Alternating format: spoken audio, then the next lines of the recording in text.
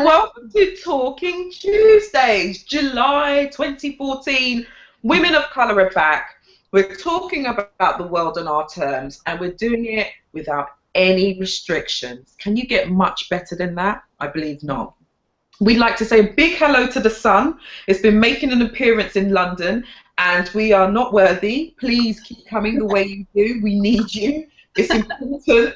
My vitamin D levels are dangerously low, but enough worshipping the sun. I need to worship two other amazing women who are with me today. And we're international again, baby. We have got a lovely lady, not actually too far from here, also in London, called Ria Hebden. Ria, please introduce yourself, my love. Hello, I'm Ria. I'm a freelance presenter, and I am very excited to be part of the I'm Possible conversation. Brilliant. Thanks, Ria.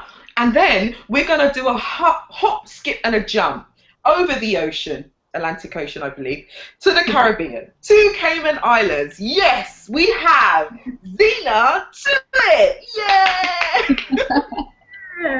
Hi, everybody. Hi, Simone. Thank you for inviting me. I'm Zena Tuitt.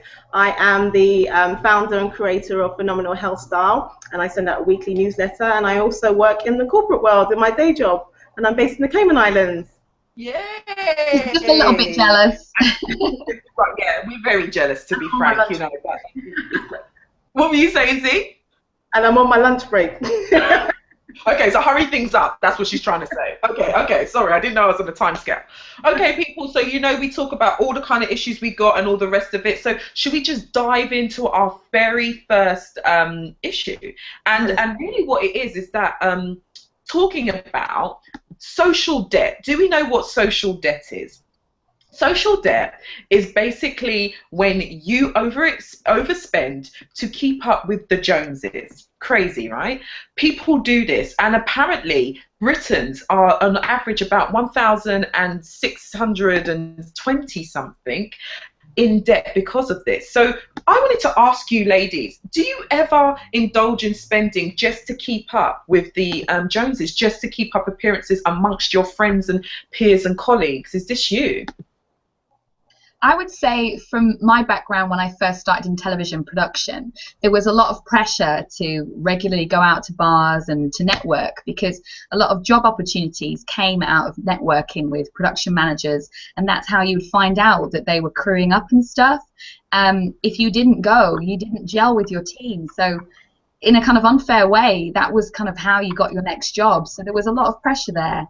And I personally fell into a lot of debt because I was going out 3-4 times a week, and so I had to work, 6-7 days a week sometimes on having another job to make that extra income to keep up with everybody else.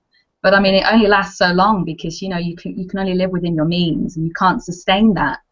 So I stayed in TV production for about 2.5 years, and then I got out of it because it just wasn't a reliable source of income for me.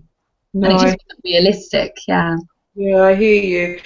Zena, what about you? What's your experience of spending above your means, and for what reasons, I guess? It's funny, I read the article link that you sent out, and when I saw the original question, I was thinking, that's so funny, because it makes me think of the media. I started my career in the media, and also when I started working in the city as well. It's a big drinking culture being based in London, and there's the whole round culture. So, when you go out, I don't really drink that much, but my colleagues did. So, everybody's buying a round. You feel socially awkward if you don't contribute to buying a round.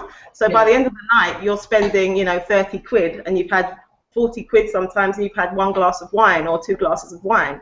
And then I was thinking of another situation with birthdays. I'm just going to sound really mean here, but sometimes you go out to a birthday, especially if it was at work, and then someone volunteers that everybody's going to contribute, and you don't want to be the person that puts your hand up and says, well, actually, I don't want to give any money to the person's birthday, because everybody's going to look at you like you're really mean, and even if you can't afford it. So I mean, as you get older, you get more confident, and you realize that when you go home at night and you have to eat baked beans, the people who you were too embarrassed to say something to aren't going to come and bring you the toast to put it on.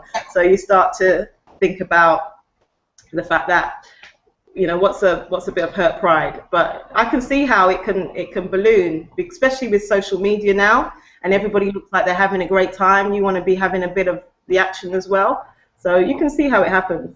Most definitely. I really relate to that birthday thing you said. The where I'm working at the moment, it seems like there's a birthday every week. And, you know, there's every office has characters, and some of the characters you like and some of the characters you don't. But I do feel that I don't have to put my pennies into those, you know, envelopes that come round and stuff, because I don't really enjoy that person's company. So they don't get pennies from me, but I do have some of their cake. And I do think that's fair.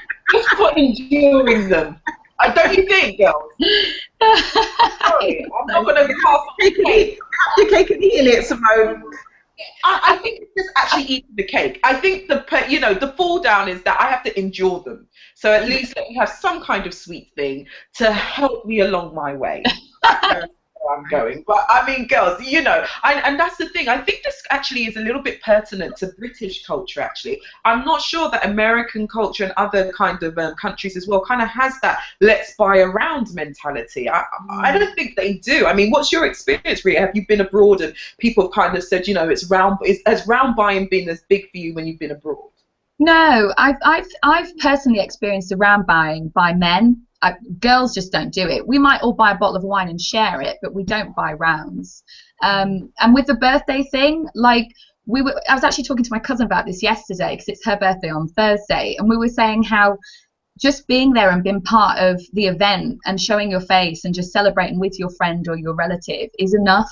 Nowadays, there's no expectation anymore amongst my friends and family to buy a present, because everyone knows it's hard times, you know. So, you know, there's no expectation there. But then the solution in the office to the birthdays, I'd suggest, is that for every person whose birthday it is, the company buy a cake for every person. Right, actually. That way no one ever misses out, and you're never out of pocket. And then those people that only get a small gift are not aware that there's a few faces in the office that don't like them. I know, yeah, exactly. I mean, I bet there is someone actually keeping a tally on what's going in and who's not thinking, but I actually feel no way, and I will eat that piece of cake. I might even have two, and some crisps too. It's just how I feel things. I'm sorry. So I think we're saying basically that, you know, social spending, we know we can fall into the trap. We have done before, but also I think it's about our culture as well as British people. I know there's been a few instances where I've been a bit startled in America where people haven't bought drinks for each other and just sort of gone off to the bar, and so I'm thinking, well, what's that about? But it's a cultural thing. So I think social spending, we just need to be as careful as possible. And as you said, Zena, as we get older, just enable ourselves to be, or empower ourselves to be like, I really can't afford to put £3 in here today or £2. And I think people actually understand that the older you get. I really do. I think so. And it's probably with dinner and stuff. If they don't, then it's their problem, really. I mean, that's right. You're totally right. So moving on quickly, I want to know what. So I guess, did you see the videos that have sort of come out in the last couple of days? So we've had Pantene, actually this is the last couple of weeks, Pantene did a really good kind of advert called Not Sorry. And I thought that was really interesting because it was a whole succession of different scenarios women go through in their everyday lives where they apologise, where they weren't necessarily in the wrong. And then I think yesterday we had Always, the sanitary towel maker. They also put through their own advert called Like a Girl. And they asked various people to perform certain acts like a girl. And what came out was huge stereotyping of how girls did things. And I thought this was really, really interesting, particularly the Pantene one, because I wanted to understand what we did in our own lives that basically indulges or reinforces those gender stereotypes, and how we might be actually feeding into patriarchy and all the other forces that keep us in a kind of lowly status. So Zena, what do you think? Do you do it, or are you super conscious and super amazing that there's no action that you do that kind of reinforces you being a woman? I think you've answered the question, Simone. Yeah, that's pretty much something. No. Now, when I watched the video, I thought that's something I do all the time, and then I was trying to figure out whether it's something that I do because I'm a woman or whether I do it because I'm British and I've got that kind of self-deprecating Hugh Grant thing going on. And so but it's something that I recognize I do. I even did it today, and after watching the video, I just thought, actually, that is something I do often, and I don't know why I do it. It seems to be part of my DNA. and I need to stop it. No, I think it's a really good ad. I find it interesting that they're using kind of female empowerment, because it's a big issue everywhere in terms of in the workplace, in society, as a way to kind of market. So I thought that was quite interesting. That is part of a sales campaign, essentially an advertising campaign. But I love it. I think it's a great way to build up your corporate social responsibility program as a organization. So I'm always going back to the corporate angle. But yeah, no, I was just thinking, what else do I do that might be considered led by the fact that led by my gender and reinforcing a kind of subservient type of stereotype. And I was thinking maybe the other bit is if situations where I've been told I come across quite full on, then I look at people who would be considered to have more kind of feminine, demure type of characteristics and kind of role model their behaviour, particularly in a work type of situation. I think I've done that before.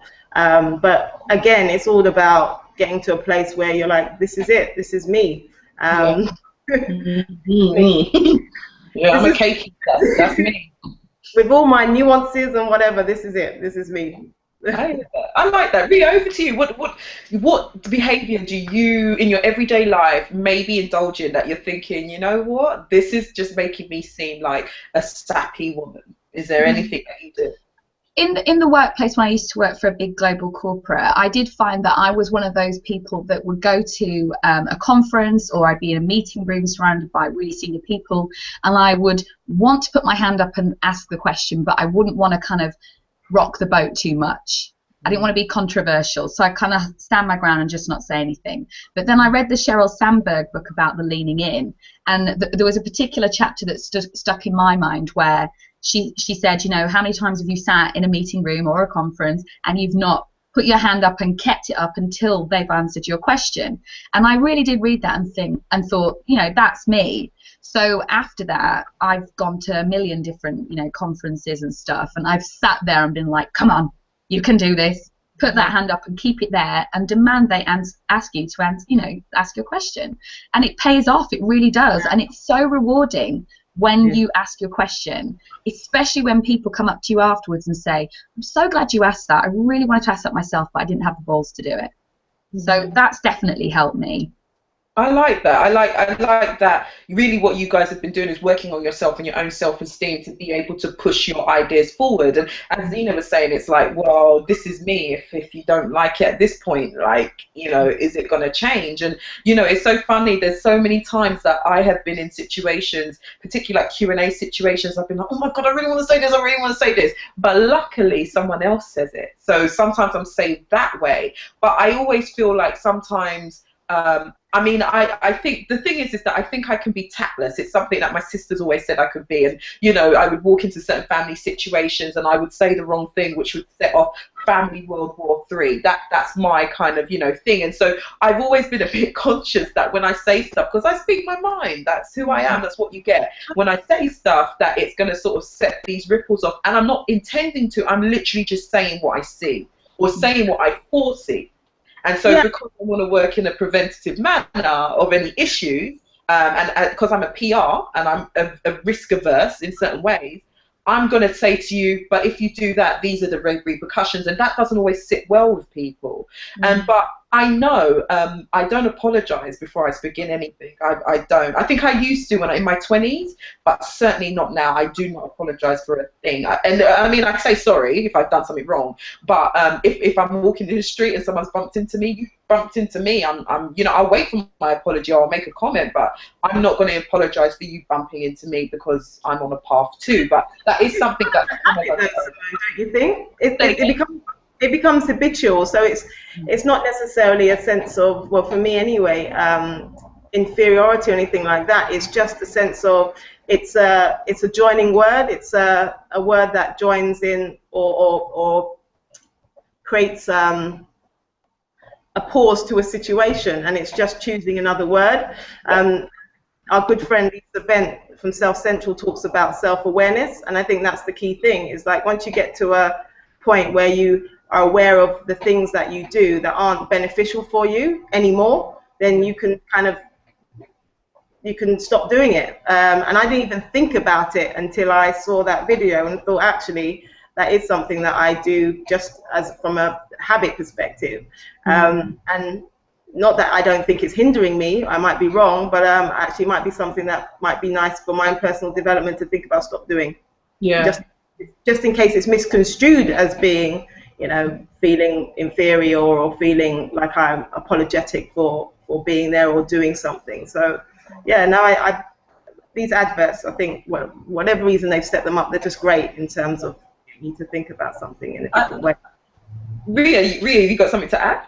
Did you see the Dove one that they did I think they did it last November. That was very evocative and very clever because it was enlightening, because it highlighted, how women view themselves so negatively. And actually, they're very beautiful. And I think that was the kind of start of many of these advertising campaigns. They're very powerful.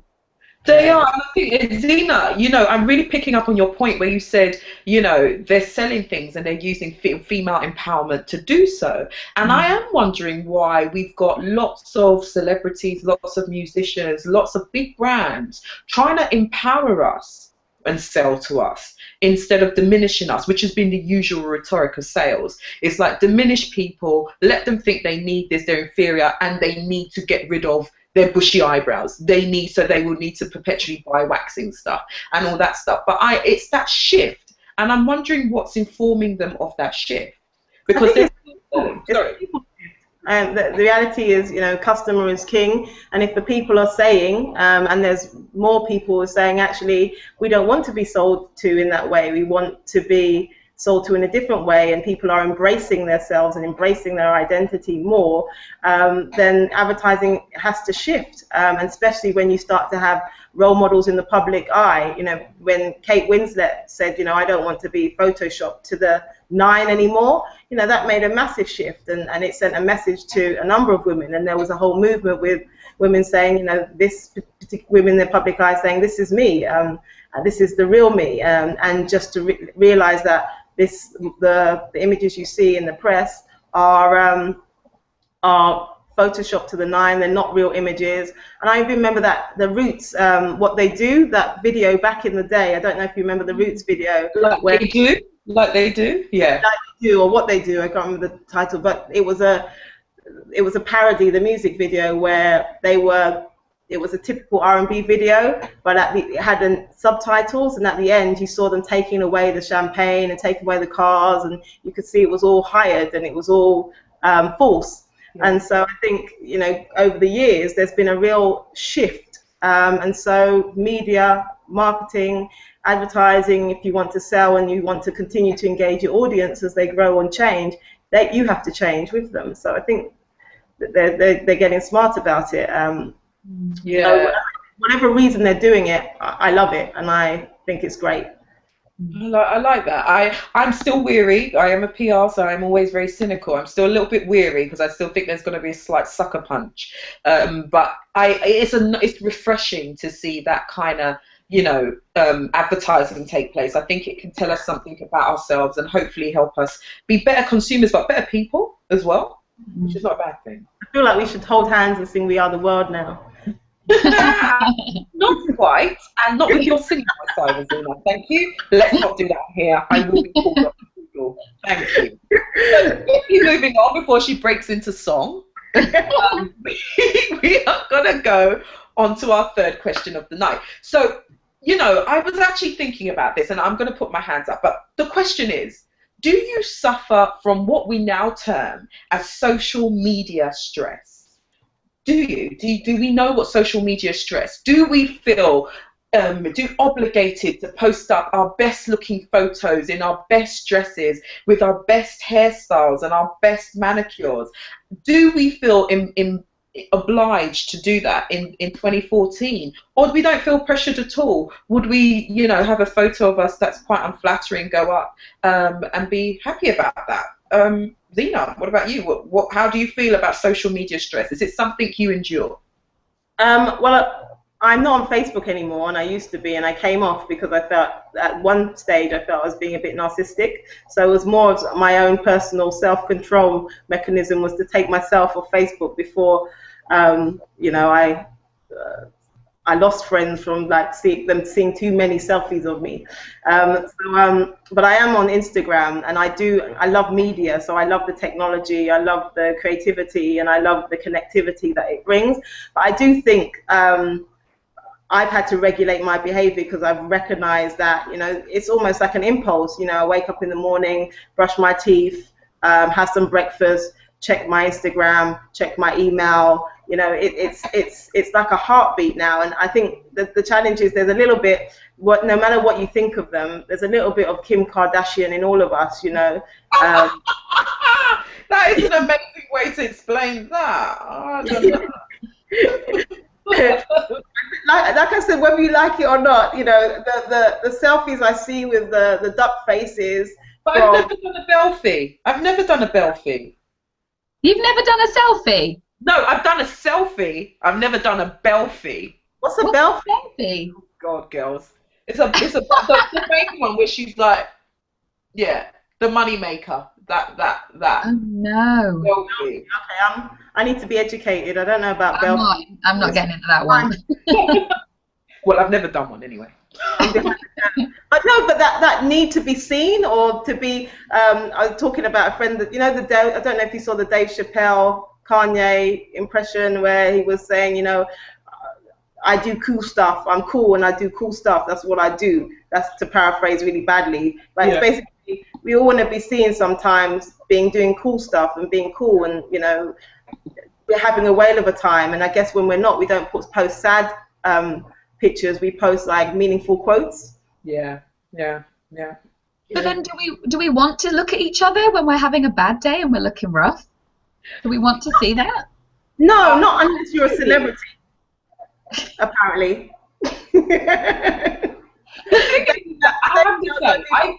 Daily Mail don't do too badly out of that. But they get paid for everything they do, particularly on Instagram and stuff. You know, minions, like, well, I call myself a minion. I'm not going to call you that minion. But, like, you know, I don't get paid for the photos I put up there. But I have to say, there have been some tough days where I've actually just wanted to post and say, this is what Impossible looks like today. You know, I don't. Okay. I think that would be okay, because I think people would then connect with you and understand that. I think, if anything, they'd respect you for being open and honest about it. But it's down to each person. It's like courting, what do you call that thing? It's like courting pity. It's like you saying, I'm having a bad day, and then you get 200 comments of, oh, big hug to you, big hug, oh, you're brilliant, oh, big hug. And it's like, oh, I was just trying to make a statement in that moment. I don't think I was trying to ask, and not that I'm trying to reject it, but I that's why I didn't end up posting, because I thought, oh my God, it's going to turn into a hug fest. I agree, because the thing is, that it's horses for courses. So you use certain things for certain reasons, and that's when you pick up the phone to your friend. You know, if you're having a bad day or you want to talk about something or you're not feeling great, you pick up the phone to your friend and family and you have that conversation. You don't use social media to do that. That's just my opinion. You know, there's so much communication. We don't have to use social media for everything. Yeah. I'm quite active. I've got a Facebook account, a Twitter account, and an Instagram account, but I use those things to network and to get different presenting jobs. So for me, it's kind of like it helps my business. I do sometimes feel like there is a pressure to regularly update people with what I'm doing, because I've for like 6 months now done these Monday mantras, and that's just something that I really enjoy doing, because I read them every Sunday night anyway. And I kind of think, what a nice way to start the week. So for me, it's just the thing I would look at anyway. And so I don't mind sharing it with people.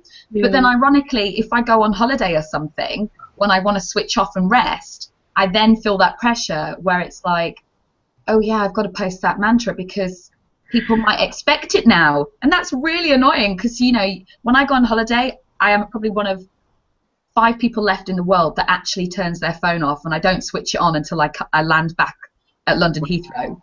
Wow. Because that way you properly have a rest. And I really recommend it, you know, because you completely like detox yourself from social media. Yeah, that sounds really, I have to tell you, that actually sounds frightening to me. I know, it's giving me the stress. I recommend it. It's giving me the shakes. Yeah, I'm like, what? And you know what's so funny? When you were speaking, Zia, you said, I get up, I brush my teeth.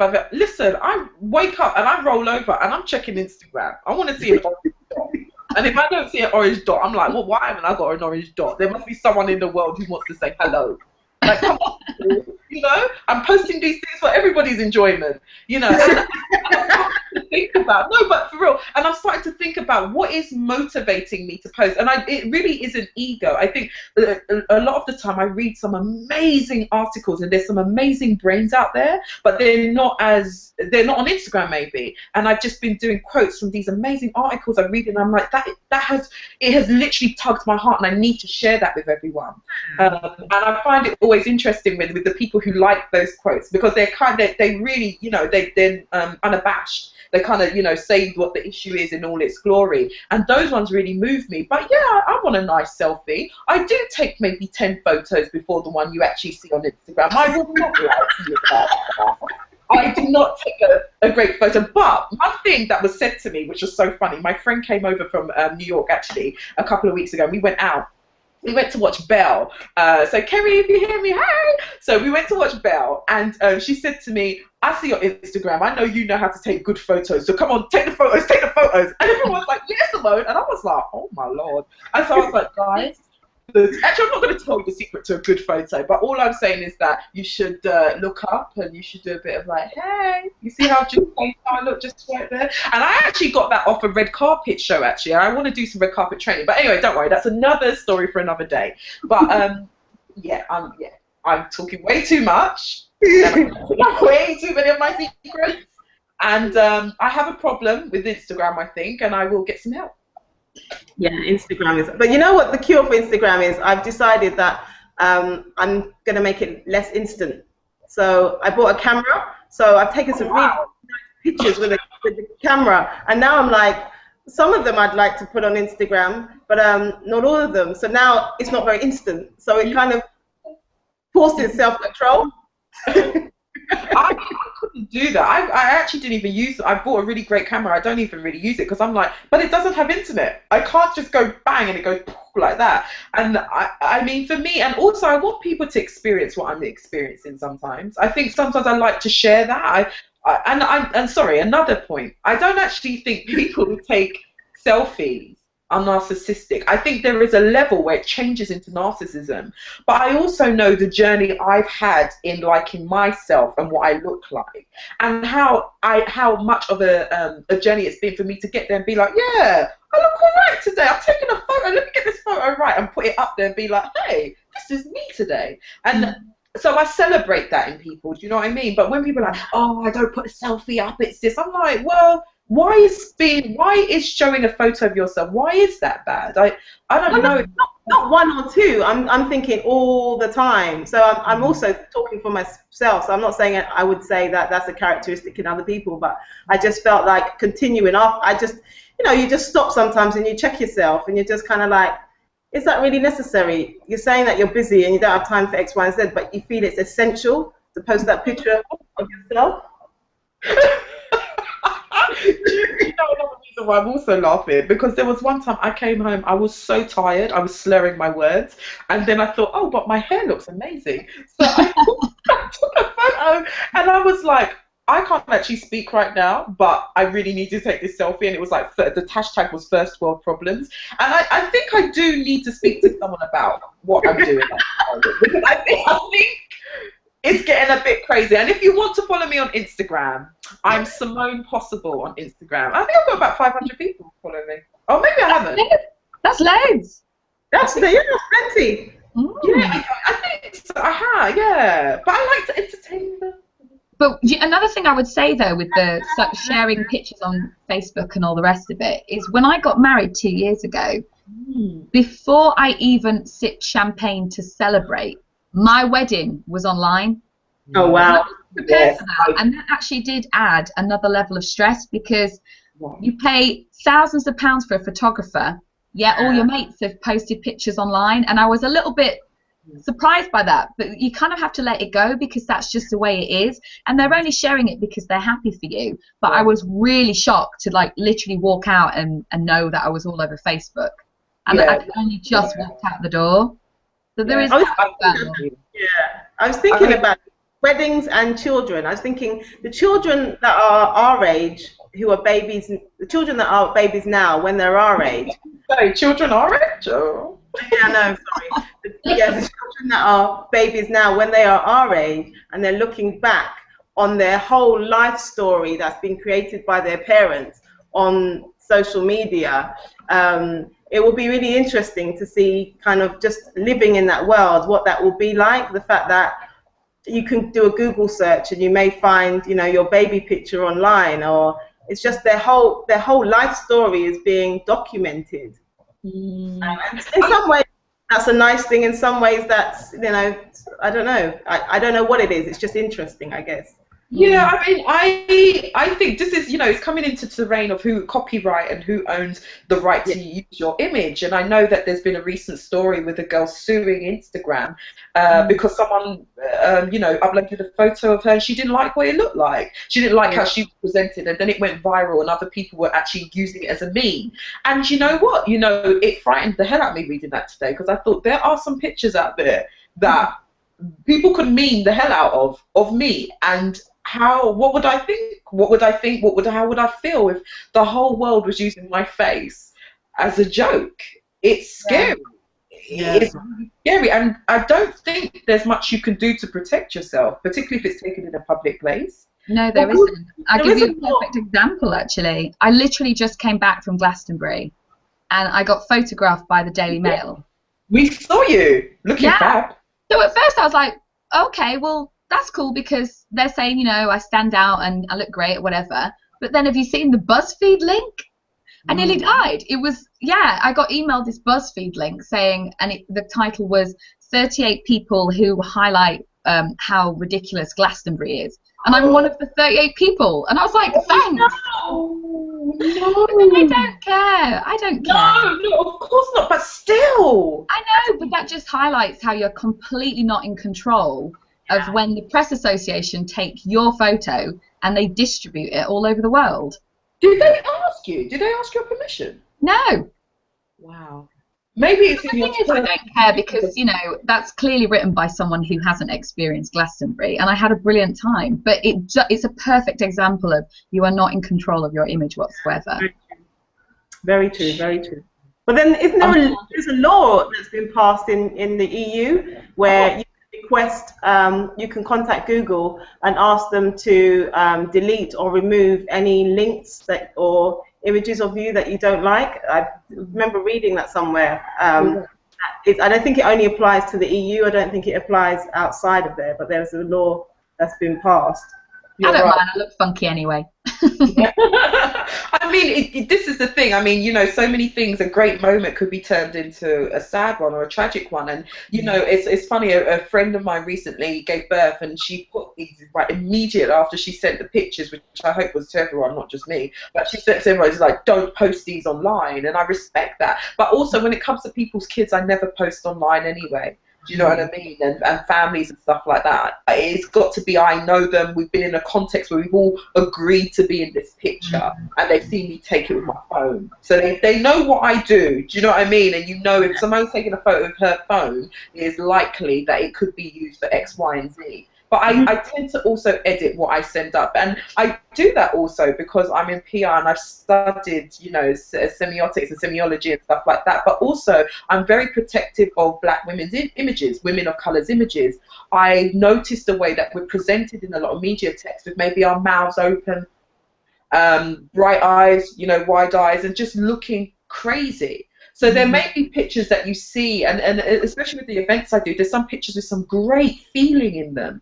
But I'm thinking of the context of where these photos are going to go. And I'm like, I'm not doing that to my people, even though it's an amazing picture because I know the totality of that person.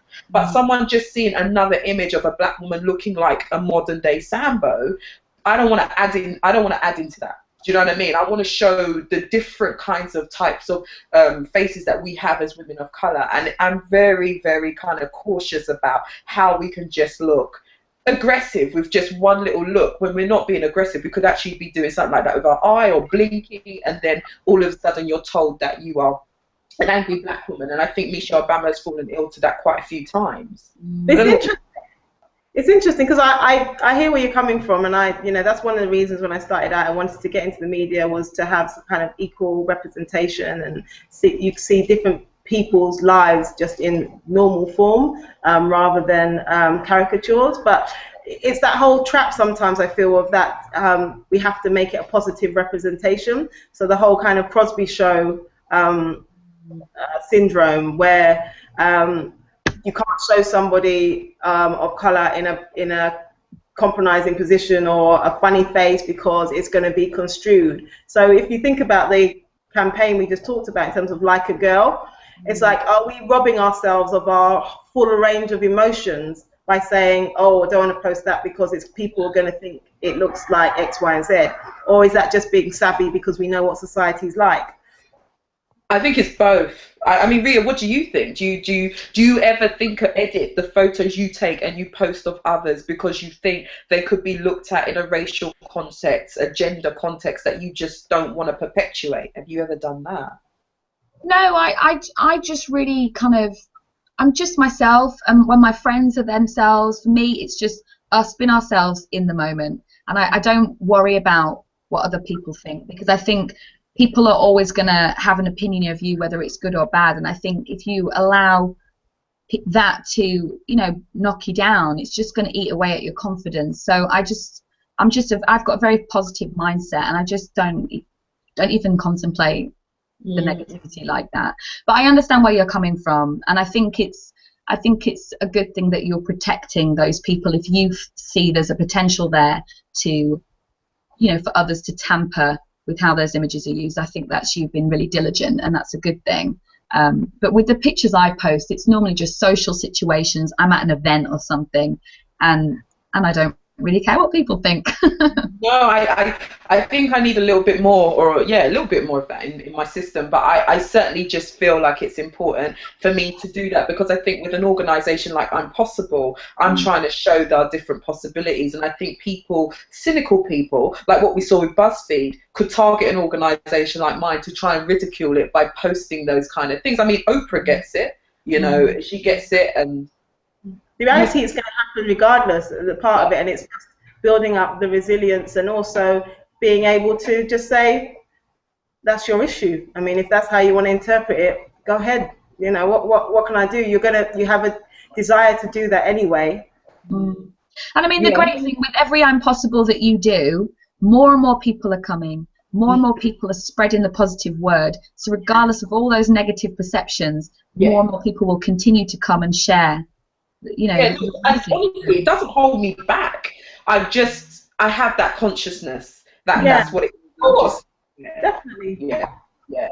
So okay, we talked the hell out of that one, and I think we've got our last one. And also, guys, remember you can tweet in on our Talking Tuesdays hashtag. We want to know what you're thinking. We know we've got lots of viewers, which is always really amazing. But this last one might cause, I don't know what it's going to cause actually. Let's see if we even care. But recently, a felon called Jeremy Meeks, his mugshot was released by, I can't remember which, US police force. And it went viral because people thought he was completely amazingly beautiful. I can actually see why, because I think he's got an amazing bone structure and face. Basically, what I'm asking is, don't felons need love too? Was it wrong for women to crush in the way we were so explicitly on Jeremy Meeks? Is it an indication of women lowering their standards of the kinds of men that they like and want to get with? Because there was lots of women talking about how they wanted to get with Jeremy. I don't know. Over to you, Ria. What do you think? I don't think it's a case of people lowering their standards. I think if you commit a crime and you go to prison and you do your time, but you come out and you strive to be a better person and better yourself, then I don't think you should be tarnished, with a black mark across your face for the rest of your life. You're still a human being. As long as you do your time and you come out back into the community and do positive things, then I can respect you. It's when people come back out and reoffend and reoffend and reoffend that I don't have time for people like that. But I don't think people are lowering their standards by saying that they find him attractive. He has a really symmetrical face. And also, he has really blue eyes like the sky, which is really, really rare. So he's quite unique in his colouring and stuff. And he is very beautiful, but he doesn't appeal to me anymore because he's a felon. I just saw his mugshot and thought, hey. Right. I didn't feel the need to post anything online. Yeah, I totally dipped out on that one. I just thought it was a little bit too controversial for me. But Zena, what did you think? Yeah, like you said, he's very attractive. He looks like a model. I mean, the felon thing, if you think about our modern day celebrities, I mean, no judgment, but, you know, as Ria said, if you offend and you do your time and you come out and you become a citizen in society, then, you know, fine or not, you know, if people find you attractive, they find you attractive. I mean, he's beautiful, so I don't think it's a case of lowering your standards unless, as a result of it, you decide you want to commit a crime to go into prison. So hopefully you're going to a mixed prison where he's going to be, and then possibly, you know, you can hook up and, you know. But I think it'd have to be extreme, right? It's have to be extreme. I mean, if you see someone who's attractive, you see someone who's attractive. You know, if the story didn't come out that he was a felon, no one would have known, apart from the fact that he's got very prominent tattoos in interesting places. It's interesting. I mean, I can't deny he's beautiful. I think he's beautiful because of his uniqueness. So that's one thing. It's not that I'm falling for the blue eyes and all those conventional ideas that we've got about beauty. But if I saw him in the street, I'd be struck because of how people. Say it again. You turn your head. Yeah, that's what I'm saying. Like, I don't see many people like that, and to me, he looks amazing. And so when I saw, and I was also thinking, this is what I mean. I take about 10 pictures to get my Instagram selfie. This guy did a selfie, did a mug shot in really extreme, stressful circumstances, and still looks like that. I'm telling you, it's like he's on a clothing campaign shoot, isn't it? Yeah, that they started putting him in all these clothes like Gucci and all the rest of it. Is that what you're talking about? It's crazy. And but one thing it also made me start thinking about is beauty and how we treat people that we deem beautiful, and how maybe they get certain blights and people who are not beautiful don't. And it just made me question the things we value in this society, because it seemed like someone had started a petition for his release, which is... That's ridiculous. Yeah. He started a petition for his release. He is married, by the way. He is married. And the judge actually set his bail at $1 million because I think that all the viral activity he was getting was obviously irritating the issue. And so they were trying to, I think, make an example out of him. But I think, to me, it was the outpouring of women being really frank about how they felt about the men and felt about him physically, which is what we see about women being objectified every single day in society and in the media. But I thought it was just a bit fun to kind of see it flipped, and then women totally driving this viral activity on this guy, just be like, oh my goodness, lock me up with him, do me this, do me. I was like, oh, okay, this is a conversation people want to have online too. It was, I mean, what do you guys think? Did you think it was a turning point in women talking about the way they like men in society? Do you think maybe it's that some women just like, you know, a bad boy, and because he's, you know, he's a bit rough and tough, and, you know, there's that extra kind of dangerous appeal about him?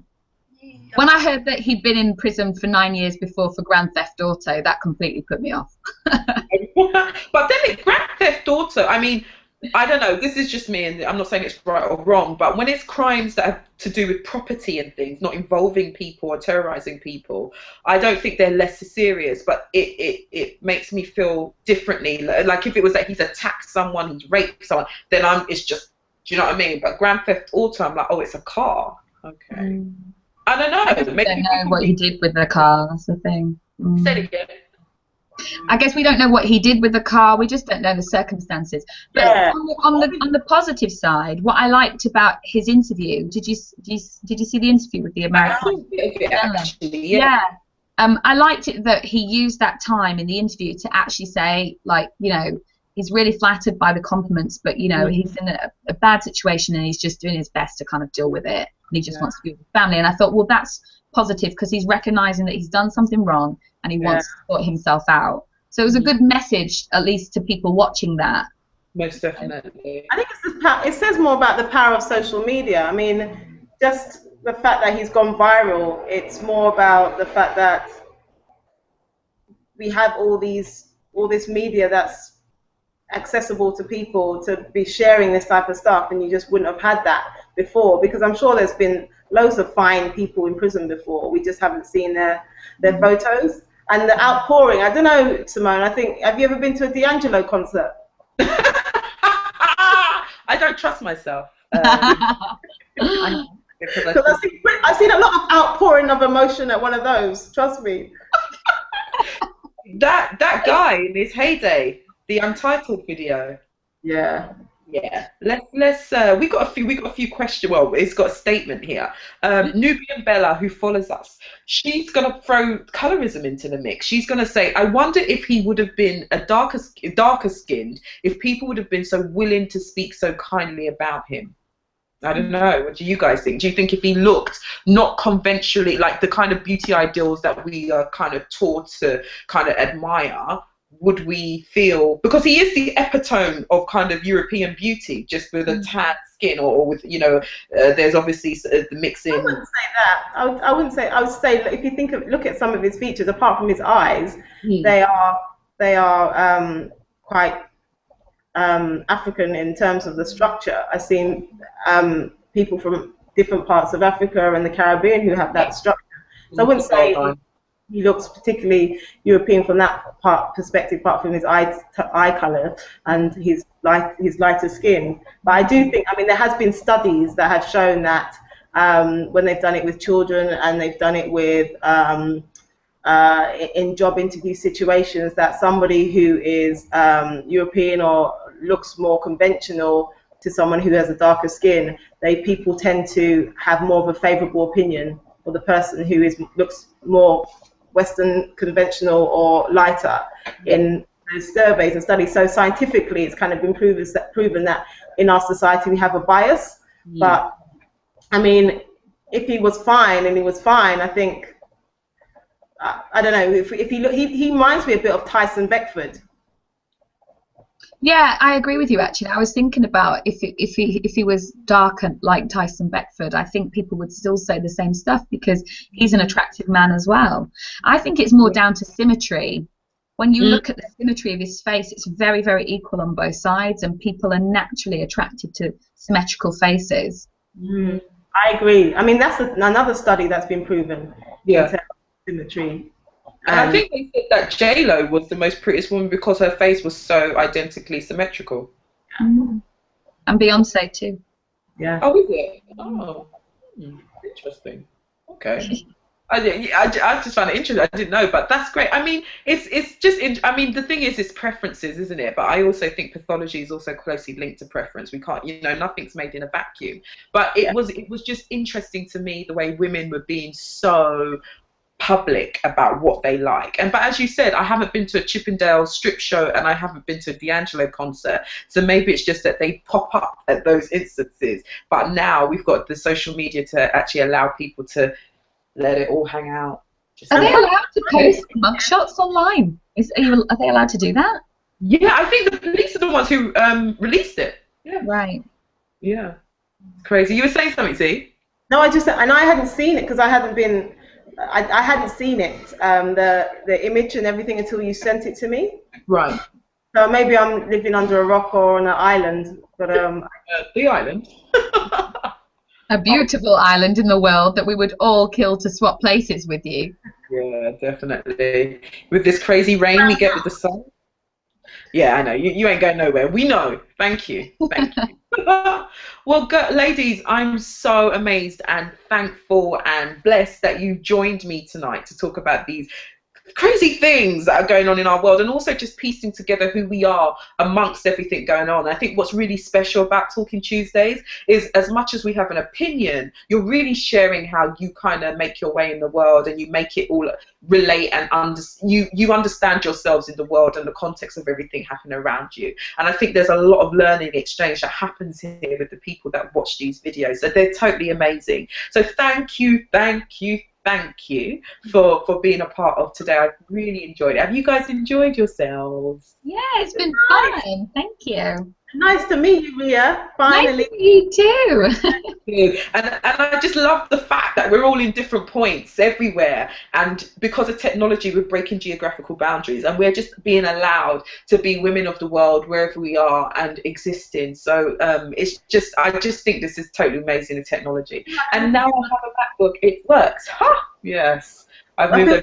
Do our Wonder Woman stand now, Simone. Say it again. I feel like we have to all do our Wonder Woman stance now. Yeah. There we are. We're doing it. Oh, thank you so much. So we've come to the end of this month's Talking Tuesdays. We're going to be back Tuesday, August the 2nd, 8 p.m. UK time as always. We will be sending that information. Please visit the website www.i-am-possible. Like us on Facebook. Follow us on Twitter. You can follow me on Instagram. You'll see, well, you actually see one shot of me, but just remember I would have been trying at it for about 30 minutes before you. But really, the end result is what we focus on here. We focus on destination, people. Destination, where we're going. Motion of travel, not about necessarily started. And I'm addicted to Instagram. I just want to say that. I am. So everyone, thank you for tuning in. Please talk to us even more and tell us what you think and if you like it. And we'll see you here in a month's time. Thank you, Zena and Ria. Mwah, mwah, mwah. Thank you so much, guys. Bye. See ya. Bye.